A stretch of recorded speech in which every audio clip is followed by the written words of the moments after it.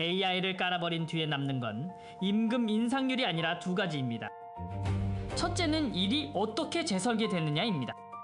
둘째는 그 재설계로 생긴 생산성 돈을 누가 어떤 규칙으로 나누어 갖느냐입니다. 이 차이는 월급 통장만의 이야기가 아닙니다. 마트 장바구니, 편의점 가격표, 냉장고, 속 재고, 그리고 내 포트폴리오의 업종 비중까지 연결됩니다. 첫 번째 단서는 2026년 삼성전자 임금 협약에서 반복되는 생산성이라는 단어입니다. 자동화가 빨라질수록 임금 협상에서 더 강해지는 쪽은 노동자입니까? 기업입니까? 2026년 임금 협약의 본 게임은 몇 퍼센트 올리느냐보다 생산성 논리가 어떤 조건으로 인정되느냐에 있습니다. 기업은 자동화와 AI 도입을 생산성의 근거로 제시합니다. 노조는 그 생산성이 노동의 기여인지 기술 투자 효과인지 따집니다. 같은 생산성이라도 어디에 반영하느냐가 다릅니다. 기본급입니까? 성과급입니까? 일시금입니까? 직무수당입니까?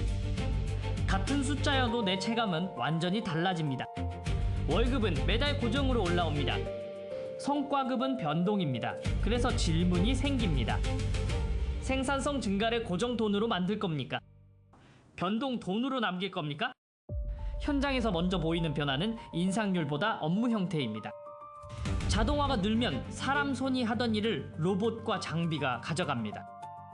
대신 사람은 감시, 품질 확인, 세서, 데이터 확인으로 이동합니다. 여기서 AI는 더 빨리만이 아닙니다. 더 표준화로 바꿉니다.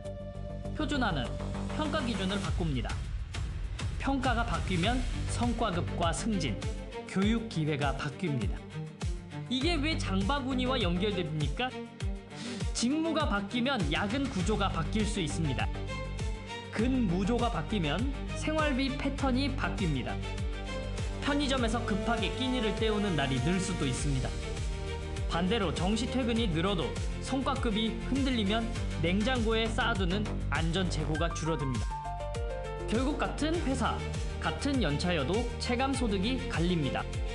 그래서 묻겠습니다. 내 일이 손에서 모니터로 바뀌는 순간 내 임금의 기준도 바뀌는 겁니까? 재배치도 협상 테이블의 중심으로 들어옵니다. 자동화가 늘면 라인의 인원 구조가 달라집니다. 업무가 쪼개집니다. 어떤 팀은 줄고 어떤 팀은 늘 수 있습니다. 재배치가 잦아지면 개인의 협상력이 약해지는 구간이 생깁니다.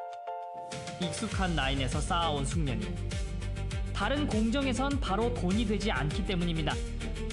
회사는 교육시키면 된다라고 말할 수 있습니다. 하지만 교육의 시간과 적응의 비용은 현실입니다.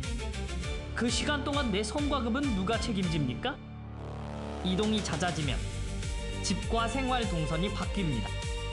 장바구니가 바뀌고 마트의 고정 구매가 흔들립니다. 여기서 또 질문이 나옵니다. 자동화 시대에 재배치는 기회입니까? 리스크입니까? 이 흐름의 뿌리는 두 단어로 요약됩니다. 대체 가능성과 기여 측정 방식입니다. 자동화와 AI는 일을 줄이기도 하지만 더 중요한 건 일을 다시 정의합니다. 어떤 일은 표준화되어 누구나 할 수 있게 됩니다. 어떤 일은 고숙련으로 재정이 되어 소수에게 몰립니다.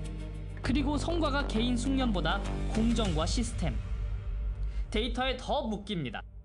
이때 임금 요구는 개인 단위에서 설계 단위로 이동합니다. 기업은 생산성 증가를 투자와 기술의 성과로 설명하려 할 겁니다. 노동은 운영과 개선, 리스크 관리의 성과로 설명하려 할 겁니다. 같은 결과를 두고 누가 만들었는지의 서사가 부딪힙니다. 그런데 냉장고 앞에서 생각해보면 단순합니다. 같은 월급이어도 물가가 오르면 체감은 줄어듭니다. 그래서 사람들은 올랐다보다 지속된다를 봅니다. 임금도 결국 같습니다. 일시금이 아니라 규칙이 남습니다. 그 규칙을 누가 쥐느냐가 핵심 아닙니까? 여기서 도미노로 정리하겠습니다. 원인은 자동화 AI 투자입니다. 그 다음 변화는 직무의 재편과 인력 구조의 재설계입니다. 그 다음 변화는 평가 기준과 성과 배분 룰의 변경입니다. 마지막으로 내 일상 체감은 월급의 안정성, 근무 시간의 패턴, 장바구니의 품목 편의점 의존도 변화로 나타납니다. 이 도미노가 굴러가면 협상은 인상률에서 설계로 넘어갑니다. 그래서 오늘 제목의 핵심이 다시 살아납니다. AI 도입 뒤에 남는 두 가지. 일의 재설계와 돈의 배분 규칙입니다. 여러분은 지금 어느 쪽이 더 크게 다가옵니까? 협상의 쟁점은 크게 세 가지로 보입니다. 첫째, 자동화로 줄어드는 인력과 바뀌는 직무에 어떤 보상을 붙이느냐입니다. 집무수당이 될 수도 있습니다. 숙련 프리미엄이 될 수도 있습니다. 전환 지원이 될 수도 있습니다. 핵심은 말이 아니라 설계입니다. 둘째, 재배치가 일상화될 때 이동, 교육 적응 비용을 누가 부담하느냐입니다. 시간은 공짜가 아닙니다. 교육기관의 성과평가를 어떻게 처리하느냐가 진짜입니다.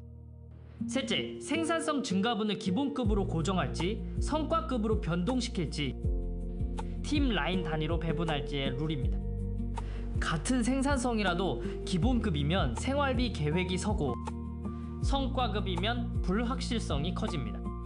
그래서 질문은 더 날카로워집니다. 생산성이 올랐습니다 라는 문장, 다음에 붙는 문장은 무엇입니까? 그래서 기본급을 올립니다입니까? 그래서 성과급을 변동으로 둡니다입니까? 전망은 한 줄로 단정할 수 없습니다. 자동화가 빨라질수록 기업이 유리해질 가능성은 있습니다. 인력 수요가 줄거나 직무가 쪼개지면 대체 가능성이 커질 수 있기 때문입니다. 하지만 판이 뒤집힐 여지도 있습니다. 자동화된 공정일수록 장애, 품질, 안전, 수율 리스크가 커질 수 있습니다.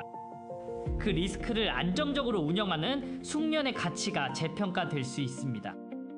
결국 핵심은 누가 만들었냐의 싸움이 아니라 어떤 지표로 측정하고 어떤 규칙으로 배분하느냐에 합의가 서느냐로 갈 가능성이 큽니다.